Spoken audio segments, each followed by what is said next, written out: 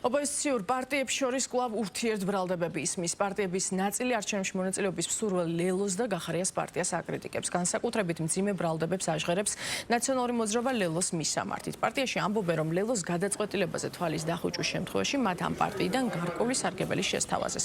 პარალელურად საერთო კანდიდატების შერჩევას ცდილობს ლელოს ძლიერი საქართველო და გახარიას გუნდი, თუმცა ალეკო ელისაშვილის ხედვას დიდ ქალაქებში ბრძოლასა და პატარა ქალაქებში ბოიკოტთან დაკავშირებით არ იზიარებენ გახარიას თანაგუნდელები. რაც შეეხება მართულ გუნდს, ქართული ოცნება ოქტომბრის არჩევნებში ოპონენტების დამარცხებას პროგნოზირებს.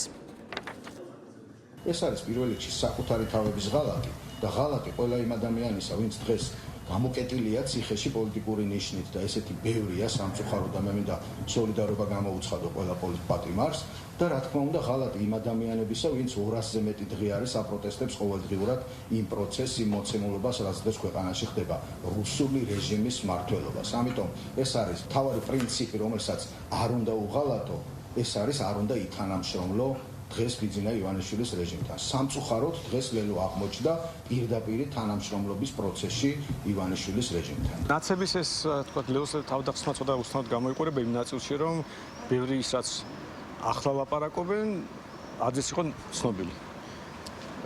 თუნდაც იგივე ცესკოს შიროზის წევრი ყავდანიშნული, მაგრამ როგორც ხდები, უბრალოდ იმედი ჰქონდათ, რომ ლელო ბოლომდე ნაცების ხარეს გადმოვიდოდა და რადგან არ გადავიდა და რაღაც ტიპის უთანხმოება მოხდა, ვერ შეთანხმდნენ, გაუხსენეს წასული, თქვა ცოდვები. არა მხოლოდ ნაცები მოიხსენებენ მოღალატებად, სხვადასხვა შორის ოცნებაც მოღალატებად მოიხსენიებს და აი რა კომენტარი უნდა გავაკეთოთ, როცა შეგვიძლია უბრალოდ შევხედოთ ამ ორ პოლიტიკურ ძალას, ორი რადიკალური ძალა, ორივე ერთნაირად მოიხსენიებს, ორივე ერთი და იგივე ტერმინოლოგიით ლაპარაკობს, ორივე ზუსტად ერთი და იგივე მეთოდებს იყენებს. ჩვენ განვიხილავთ თვითმმართველობის არჩევნებს როგორც ბრძოლის დამატებით ინსტრუმენტს და შევდივართ ამ ბრძოლაში.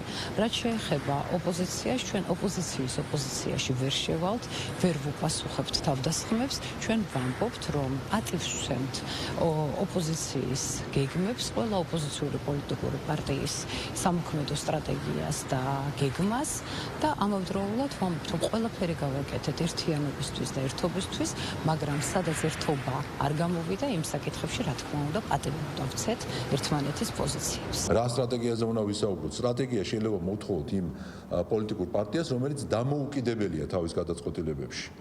და დამოუკიდებელი როგორ იქნება თავის გადაწყვეტილებებში, როდესაც უცხოური ძალების დირექტივას ელოდება და რაც მთავარია, არა მარტო სატელეფონო კავშირით, არამედ ჩადიან იქ და იქიდან ღებულობენ ინსტრუქციებს, იქიდან ღებულობენ თანხებს და ბუნებრივია, ამიტომ ვამბობთ ჩვენ, რომ ჩვენ სამწუხაროდ ბრძოლა არ გვიწევს მხოლოდ აი ამ აქაურ აგენტურასთან, არამედ პრაქტიკულად ჩვენ ოპონირებას გვიწევს უცხოური ძალა თავისი ზოგიერთი ელჩებით საქართველოში. ჩვენ წინა მოწვევაში, წინა საარჩევნოდ რაღაც კარენოვი ნაცებისგან არ გაგვიგია ხმარა მოუღიათ, რომ მოგთამოს აქ ადგილი და ჩვენ ფულს.